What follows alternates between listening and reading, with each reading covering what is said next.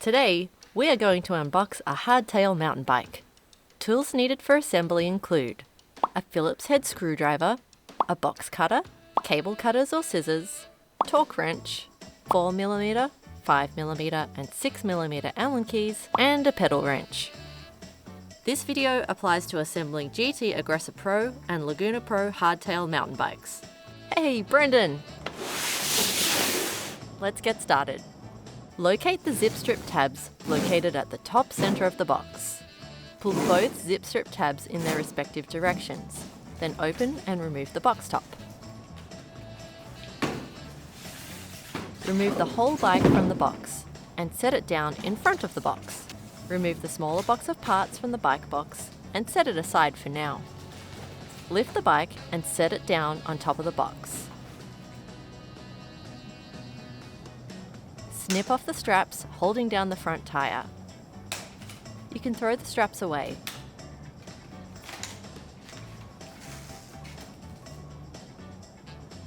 Remove all additional packaging on the front wheel.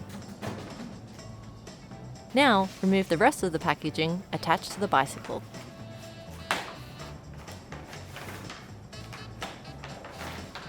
Leave the fork spacer in for now.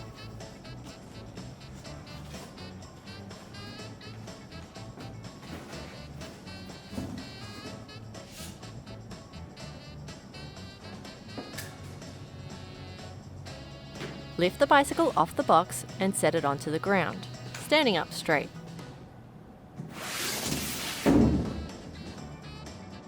Next, we will install the stem and handlebar.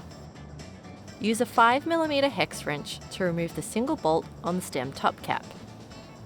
Then remove the cardboard spacer from the steerer tube. You can recycle the cardboard steerer. Slide the stem onto the steerer, then reinstall the top cap.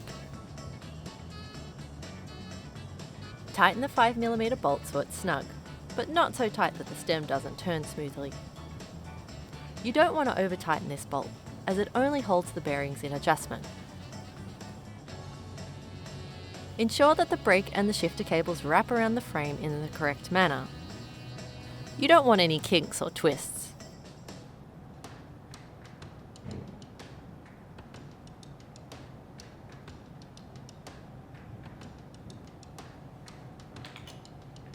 Align the handlebar and tighten the two bolts that attach the stem to the steerer tube. We will torque these bolts to the correct specifications shortly.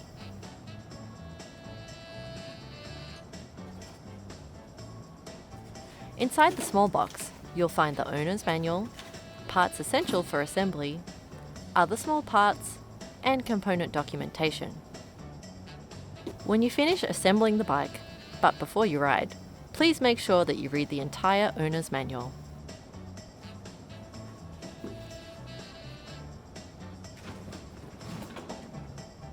Locate the quick release skewer from the box of parts. There should be a quick release lever, 2 springs, and an adjusting nut. Remove the adjusting nut and 1 spring. Locate the disc brake rotor on your wheel and insert the quick release skewer through the opposite side. Put the spring back on, narrow end first, and lightly tighten the adjusting nut. The order on the axle should be quick release lever, spring, wheel, another spring, and then the adjusting nut. To install the front wheel, first, remove the fork spacer. Lift the front of the bike and roll the wheel back. Align the brake rotor inside the brake caliper, then set the fork dropouts onto the axle. Slowly tighten the adjusting nut on the outside, and check the quick release lever to ensure it's tight enough.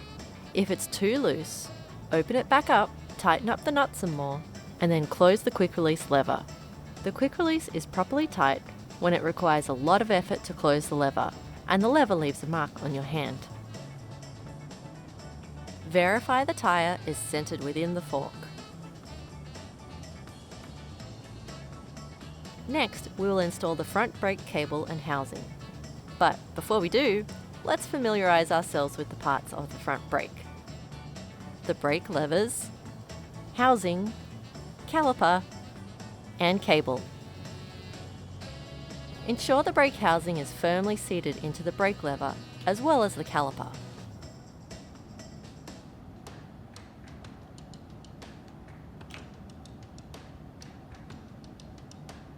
Use a hex wrench to loosen the brake caliper pinch bolt.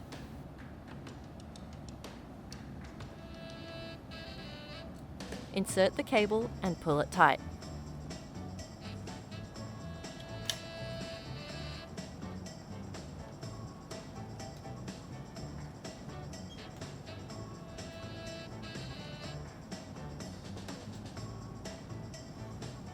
While holding the cable tight, use the torque wrench to tighten the bolt to 7 Nm.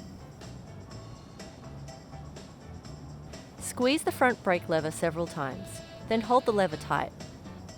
Use a 5mm hex to snug down the bolts and stabilize the caliper.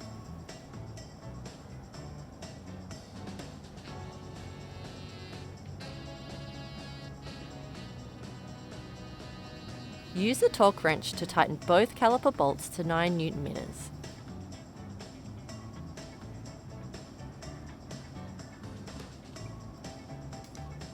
Use a cable cutter to trim the excess brake cable, then install a cable end.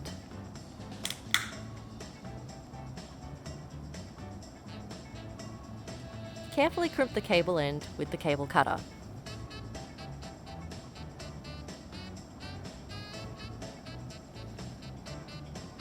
Spin the front wheel and check to see if the brake rotor is rubbing on the brake pads. If it's rubbing, it will sound like this.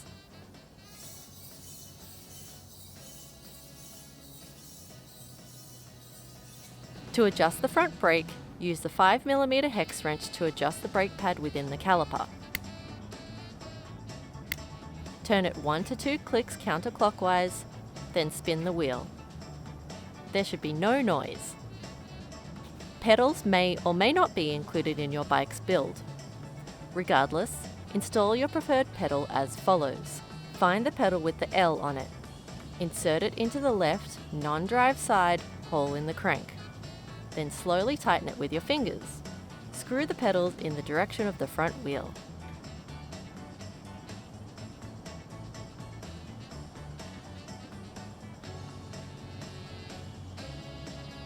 Next, turn the bike around to the right side where you'll find the derailleurs and gears. And then find the pedal with the R on it. Insert that into the other hole in the other crank and lightly tighten it in the direction of the front wheel. Use a 15mm pedal wrench or an adjustable wrench to tighten both of your pedals. Make them very tight. Loosen the seat post clamp.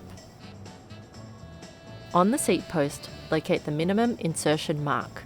Insert the seat post into the frame past the minimum insertion mark and tighten the quick release clamp. If you can rotate the quick release clamp or the seat, open the quick release clamp and tighten the nut opposite the lever with your hand. Close the lever and verify the clamp or seat can't be rotated by hand.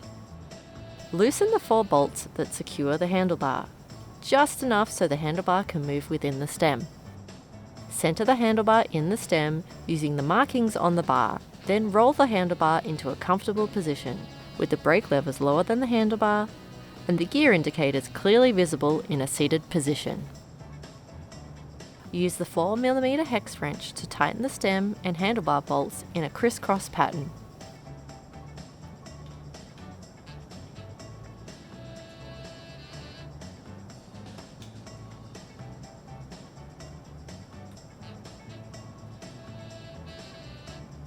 Ensuring the gap between the stem and faceplate is the same from side to side and top to top. Look for the torque specification markings located on the front and back of the stem, as well as on the seat post. If these markings are absent, torque all stem and seat post bolts to 7 Nm.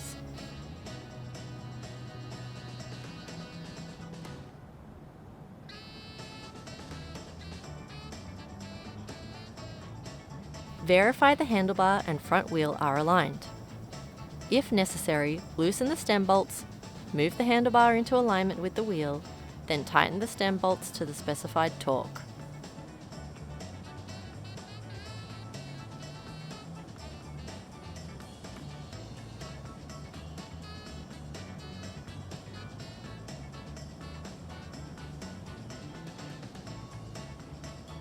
Place your hand around the upper headset bearing.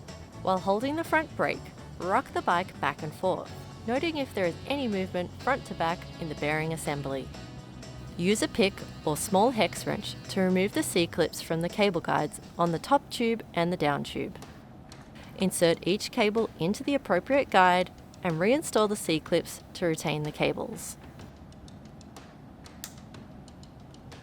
The front reflector should be pointing straight ahead, perpendicular to the ground.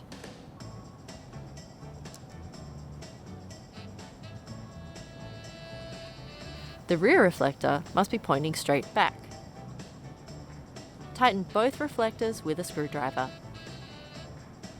Ensure that the wheel reflectors are snug by pulling them out slightly.